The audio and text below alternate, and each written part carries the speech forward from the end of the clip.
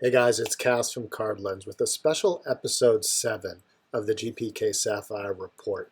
I did an interview with Steve from SPK Cards Breaks. We covered 3 topics. Number 1, what was his experience during the past 5 25-box breaks of this wonderful set? Number 2, how did he get started collecting cards? Number 3, what tips does he have to buy and sell cards and collect a set for the least amount of money? I think you'll really love this video. Thanks for watching. As always, leave a comment below if you have any comments or questions. Steve from SPK Cards Breaks is joining us for this video. Steve, welcome.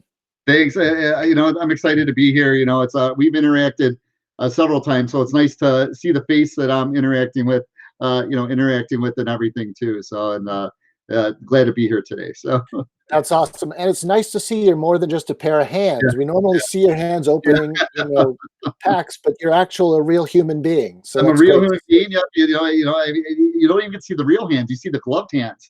So so that's a whole nother. With the exception of that first breaks, they've been gloved hands that you see. So in the break I did the other night, I stumbled across an extra camera that I had, so I hooked it up and I had that on too at the break the other night. So, and I'll continue to do that. So I have to have at least 3 cameras, on each break too. I think what I like, the different angles and everything too, where everybody could kind of see what's going on everywhere too. So I love that segue. I think that's a great place to start, is really diving into these breaks. I think you've done 6 25-box breaks, if I'm not 25 bucks, yeah, mistaken, 1 5-boxer at the beginning. yeah. And your approach has changed, over the breaks. Walk us through kind of what's changed with your Oh approach. God. Well, the first break I did, I did about, not a lot, maybe about a half dozen or so baseball breaks. Breaking, I'm still new to breaking. I mean, opening up packs, not new to it all, but breaking on camera and everything for other people, absolutely. So the first break, I keep an eye on the chat, and one of the big differences that I noticed between baseball breaks and then the Garbage Pail Kids breaks, everybody's chatting, talking, and they're talking to each other. Whereas normally the breaker, not that I'm not a spotlight person, so I don't want to be a spotlight person, but normally it's that it was just a unique thing that I noticed right away. Well, how everybody was, hey, so and so, how are you doing? Hey, how are you doing? How was this break you were in? Or did you get this card? There's all this chatting going on, and right away they told me that there was something special about the community. But the one thing I noticed that first thing the breaking was I was catching a lot of flack on not using scissors, not wearing gloves. I'm like, why do I got to wear gloves? They're chrome cards. If you wipe them with the microfiber cloth, the fingerprints come off. Scissors. Why do I want to use scissors? And sure enough, by that second break, I instituted both those things, and it was a game changer just from a point of it being easy for me. The cards with the gloves, they don't slip, easier to handle. The packs, I had like skin ripped on my finger after that first Wow. break from opening those packs because they're so tough to open. Um, but that was the big thing just in that approach, to do it. And as each break has gone on, I feel like I've gotten to know some of the people. I'm legitimately having a good time doing these breaks. Just from that community standpoint, seeing how everybody everybody knows each other, everybody gets along. And now and I feel appreciated in the community too, which is pretty cool. Which I didn't know what to expect, and I still don't know even what path this is going to go down, in the future. I'm taking it kind of like, one break at a time. But but the thing that I've noticed the last few breaks is that people they appreciate the service that I'm providing. I don't try to create a lot of fluff or anything. That's just not. I don't think you could. If I did it, it would come off as I was faking it. I'm not good at faking stuff, and I just try to be honest when I'm doing. Going through the cards, like when I did Pati Scati. I thought that would be a cool way to say that. Yeah. Just things like that where, I try to be genuine, and anything that I'm doing or saying is coming off it genuine. Like when I hit that pod pond, I'm screaming, and then I'm getting in trouble and everything for it, and everything. That's what happens in my house. I, So I love that, Steve. And that your approach is just so genuine. It comes across naturally. Like it's funny, it's fun, it's interesting. Clearly, you're a professional with cards. You've yeah, been collecting for a while. We'll get into that, on the call. walk us through maybe like one or two highlight moments. I think I know what one of them's going to Oh be, but if you had gosh, to pick out a couple man. from these 6 breaks, Um, what is it like to sit in that chair during the breaks? what I like doing is when I have the cards and I cheat, I look to see what it is sometimes before I write, so I know what's coming. So when I knowing any paparazzi, that suspense of that, of not knowing who it is, knowing it's the one-on-one, and then for a few seconds I know it before everybody else.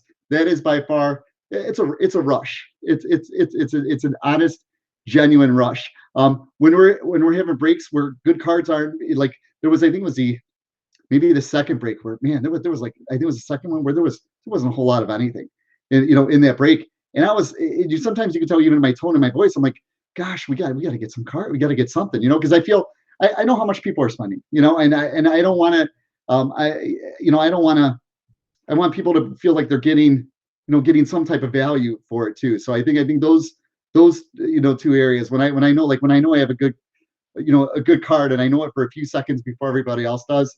That's the I think that's I get a big rush out of that. But on the other end, when things aren't going well, or we've had a no hit box, or a few boxes with one hits, I'm right there. I'm rooting. One thing I made peace with when I started doing this, because before I started breaking, I would literally, you saw earlier, I showed you all the cards I have. I opened everything. I mean, I opened an insane amount of boxes and packs, and I keep some stuff, sell some stuff. That's how I would do that. So it was really, I had to come to a spot where I would be okay if I hit something big, that it wasn't that I could live with it, and I'm more than at peace with that now. But like I said, I think those two, any papa, when I see that one of one, or I see that's coming, or I see that color in that pack, that's a natural excitement. But when it's not going well, that's why I think you guys, I hope we don't have a break where it doesn't go well, but if we have a break where it's not going well with the base cam, now you're going to see that now, because I'm saying, like, you'll see me swear without saying it out loud, but you'll see me need something. It'll be something like that. It'll be so it's like I'm right there going through it. Sometimes in the chat, guys, we have a joke that a lot of times I'll talk about something, or someone will talk about something, and then it magically pops up. Like I need this, and then it pops up. It's like, oh, so then asking you shall receive. That's but the chat, the interactions, it's led to in the Facebook group, it's opened up a lot of different avenues and windows, and now it's like I haven't I haven't done a lot with baseball because I'm dedicating a lot of time towards Garbage Pail Kids, but which is fine. It's cool. It's cool. So That's awesome. And that moment where you pulled the nasty Nick, that was your heart beating? Were your hands shaking? You seem yeah, to get it right into the sleeve, no problem. yeah. I know. Calm, sometimes I could be calm, cool, collected under pressure, I guess. That's Yeah, but right away I'm like thinking, oh my gosh, how do I ship this? That's something. How do I ship yeah. something this expensive to get it to get it to somebody? It was um, it was crazy. And right away I figured it was probably 10,000 value. That's what I was thinking right away. God, this has to be at least $10,000. But then in the chat, everybody going 20. I think when I shipped it, I insured it for 20 or 25,000. I think. Wow. So which I learned a lot. I thought I knew everything about shipping, but then I learned how to, the right way to ship something that expensive with the maximum protection too. So Hey, you said registered mail, I think. Is that right? yeah, yeah, something interesting I learned was I would ship a lot of stuff FedEx. And FedEx, you can insure something for $20,000 FedEx and pay for it. But if you read all their fine print on any type of trading card, their maximum payout on anything is $1,000. So, Wow. so it's changed my approach to how I ship anything expensive, anything over like 2, 3, 4,000. I'll ship it registered now, just so I have the maximum protection, so that buyer, because if I have a spot that hits a $20,000 card, maybe they only paid that spot probably went for $400 some dollars. I think it was that break.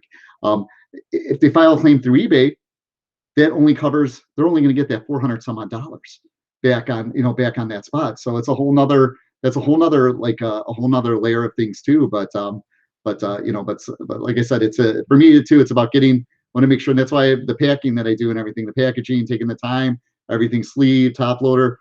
I want people that's how I'd like to get cards. So it takes time to do that, but that's how I want to see people get cards, get cards too. So Yeah.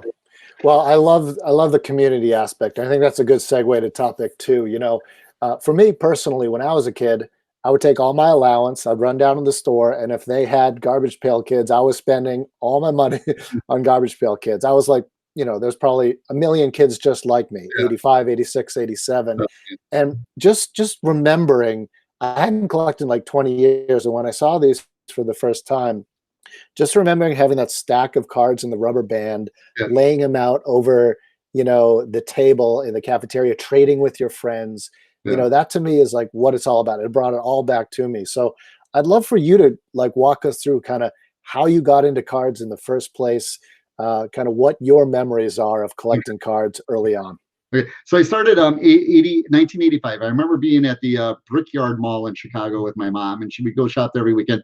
They had KB toy stores. Right then, the Cubs were on WGN all the time, so you'd be able to see all 162 games on WGN. So I had a Cubs hat, like the Cubs sweatshirt now.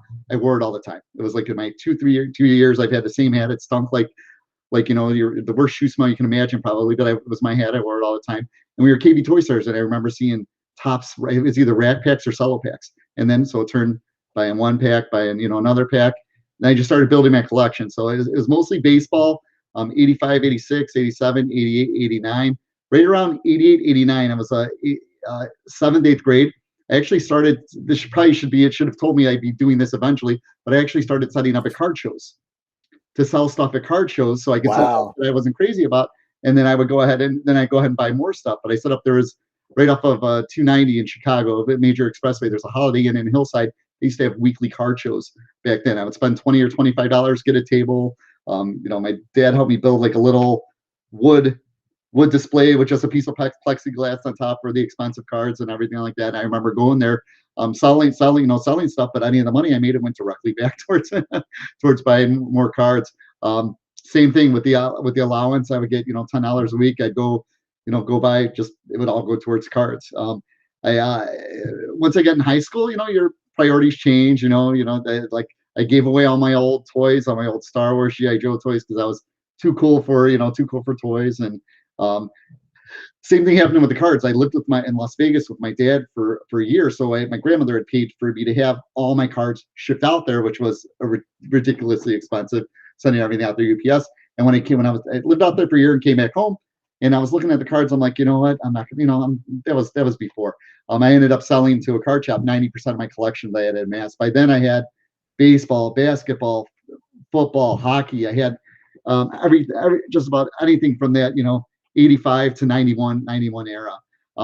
It wasn't until 98, 99 I started buying some baseball cards again, and I was in college at the time. So I was looking to make extra money when I was in college. I'm like, okay, I'll buy some cards. It was fun to open, and I started selling them again. So that's when eBay, the advent of eBay, was about then, and that's when I started doing stuff on eBay. And it was like, compared to now, people send cash in the mail, checks, money orders to ship a first class package. I was cleaning out the garage yesterday, and I had a box. Somebody had shipped me a box, like a 300 count box. And I looked at the postage on it. It was 97 cents to send it first class. Now that's like $5.50 to send. So I started selling a lot of stuff in college. Then college ended, got out of it, and then I actually had an emergency surgery in I think it was about 4 years ago during the summer. And I started I had nothing to do, so I was literally on the laptop all day. Started looking at eBay again, looking at cards, and I was looking at everything. And of course, because the New York Yankees and Aaron Judge, from a baseball perspective, I'm a baseball guy. My heart's with baseball. That's where everything took off. And I'm like, I'm going to start doing this again. Have some fun on the side. Just see what there's out there. And then it's taken off since. I got a business license. I started. I'm fortunate. I have a local distributor that I literally pass by on the way to work every day, that I never knew what that building was. I knew it said sports on it, but I never knew it was. Turns out it's a distributor. So I was fortunate enough to get in with them at the right time, because it's not easy to get in with distributors now at all. So I've been, I've had a lot of dumb luck in my life, and that's one of the things where I just got lucky at the timing. I got in there at the right time with everything. So And now I work full time, and now this I probably put in about 30 to 40 hours a week doing card stuff a week too. So I don't sleep. I've never slept a lot, so 3, 4 in the morning, it's not uncommon for me to be up, and instead of just playing on my phone or watching TV, I'm actually working now and doing stuff. But I don't see any of it as work. That's the crazy part, because I have from the sorting, packing, no matter what the aspect is, I actually, it's, they say when you find something or do something that you enjoy, Yeah. it's not work. And that's all. I mean, I could do if I had to do this 200 hours, is there 200 hours a week? I can't. 100 hours a week. Let's say I could do it. I would love to do it 100 hours a week if I had the time. So I love that. Maybe it'll be a full-time job sometime. You never yeah, know. it's not.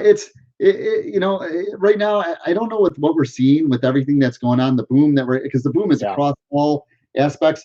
I think you have to see what it looks like when we get out of this, and people can go to events again, and people can go out, out to dinner and feel, comfortable and safe, and go to movies, and go travel, even travel, go on vacation, and do all those things. So I think we'll see where it's at, when all that is. But my job, I know I can't do it forever at the pace and intensity I do. So I mean, it'll be nice if I can carry this over to some capacity when I retire one day to because I like being busy, so I have to be a busy person. So Yeah.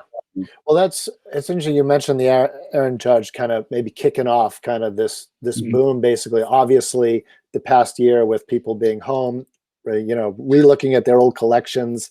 yeah, For whatever reason, it's clearly taken off, the industry. And at some point, there's going to be some sort of regression. yeah. And I think that brings us to our third and final topic, which is, how do you kind of approach buying and selling cards in a market like this so it's safe? Basically, you're not overextending yourself, you're Yeah, still having fun, you're finding good deals. yeah. What tips would you have for people around that area? Well, it's the one big thing that I've seen is, and when something comes out, having to have it right away is a big thing. Something comes out, people want to have it. But if you look at eBay, if you look at any type of new release, the first week or two, prices are the highest. As more product gets out there, the price is going to come down on most of that product. So if you, as a seller, that hurts me. But that's the one big thing is maybe not buying something right. Maybe not buying something right away. Give the market a week or two to stabilize. To see, with the exception of Garbage Pail Kids Sapphire, that you should have bought right away. That's probably one of the exceptions to the rule. Anything Sapphire, buy right away. But that's the one big thing is prices will start off higher, and then after a few weeks, they'll start to stabilize, because they're, for card X, there's only so many buyers they may want card X, and once somebody buys that first card X, that's one less buyer that's in the market for that. Making offers, don't be afraid to make offers and especially on eBay, to make offers to people. Some people that may set their price as the initial what it was going for right when it came out, but they'll go down with time. Don't be afraid to make offers to people. eBay has a great tool called TerraPeak that will go ahead and show you, and I'm sure you use that for all the videos that you do, and that's a great tool. Like when somebody gives me an offer, and if I haven't been I'm not aware of exactly how that card or how that's doing, I'll go ahead and take a look at TerraPeak. And if it's a fair offer, I'm gonna take the fair offer. I mean, that's one of my big adages that I have is that something's only worth what someone else is willing to pay, and that applies to everything, everything in life. Twitter, a lot of people selling stuff on Twitter. That's another great avenue to go and find. Facebook's group, the cool Facebook group, that Deal or No Deal Garbage Pail Kids group. That's been, I mean, there's really good deals in that room too. So I mean, it's eBay kind of sets the market as comps, but then when you're in all these other forums, because they know fees aren't involved, they take a little, they'll take, you'll get better pricing in those other and if you're other markets, and if you're paying with goods and services as a buyer, you're gonna have some protection then too. Friends and family, the person, and they're, that's great. But if you don't know the person, goods and services, it gives you some peace of mind for protection, protection down the road too. From a selling perspective, if you're looking to sell, eBay has the most eyes, on any product that you have. I use a couple tools that help make it efficient with the amount that I sell. The biggest game changer has been Ink Frog. It's a third party that's endorsed by eBay, listing tool. I could duplicate listings. I could set up auctions to go off at a certain time and everything. Like when I do the breaks, I have 166 listings. Before I had this tool, I'd be sitting in front of my computer, draft, submit, go into my draft, submit. But with this tool, I could set it up as far in advance as I want to, and I could say, okay, let's start these 80 listings at 8:30 p.m. and we'll set them for a minute apart, and it does the rest. And it's relatively inexpensive. It's only $19 a month. Wow. For which is it's been I stumbled across that about a year and a half ago, and that's been, from a listing standpoint, I've cut my time having to do that in more than half. I've saved on that. But those are probably from a selling standpoint, eBay's like I said, the gold standard where to sell stuff. Ink Frog, I got a light box to take pictures, to have like better pictures too, because pictures, the same thing, like if you're looking at a house, your first impression is those pictures that you see online. When somebody's looking at your card, that's the first impression they get, those pictures. And I used to use a scanner, and but then you have to edit, crop. It was now I'm just mostly 90% of my pictures are with my phone, and with little to no editing with that too. So, but boy, I was writing down furiously here. What a great set of tips. I have a lot of faults. One of them is talking too fast. I have a lot of faults. I'm the first one to admit that. No, I think one of the great adages, always leave your audience wanting more. I think now would be a great time to end this first conversation. But Steve, if you're up for it, I'd love to do another one of these, maybe in a month, maybe in 2 months. I think you've just kind of had a progression that a lot of other people are on right now. And there's just a lot of tips and tricks we can share with the audience. So if that's worked for you, I'd love to do another call. Yeah, that's cool. I think it'd be interesting to see. I'm curious now, going into the Facebook group now too, to see where everything goes. I'm doing a video tonight that's going to be I'm going to do like a grading video. I'm going to kind of show people, like, it's more like an intro to the group, because even though I think a high portion of the people that are in my breaks are already in the group, but this way it'll get them to know me a little more. And then I'm going to talk about. We just got a date and time this morning, and I nailed down with one of the admins for when we're going to do the first 25 boxer in the group too. So it's going to be interesting to see how that progresses. Because one thing I've seen, and I digress a lot and I go on, so I apologize, but with one thing we've seen with baseball, like a lot of baseball that I've seen, is that with time, interest dies down and everything like that. But with this, it's completely the opposite. It's crazy. Just looking from a box point standpoint, it's nuts how that's $50 a box now, and it's now $400 to $450 a box, which is crazy. Yeah, and on another call, I'd love to discuss kind of where we think this set's going. My personal opinion is actually prices are pretty low. If you look at Magic the Gathering, you look at Pokemon, you look at some of the other non-sports stuff, I think there's probably a lot of upside. There's definitely some risk, but I can't tell you how many people I've said to them, hey, I'm collecting Garbage Pail Kids again. And they say, oh my God, I remember those. So I think there's a population of collectors that still is yet to come back into the fold, which only drives, demand. So let's get into another video. Steve, I want to thank you again for such an amazing conversation. No problem. Thanks for taking the time. And like I said, I'd love to meet again and talk. So that'll be cool.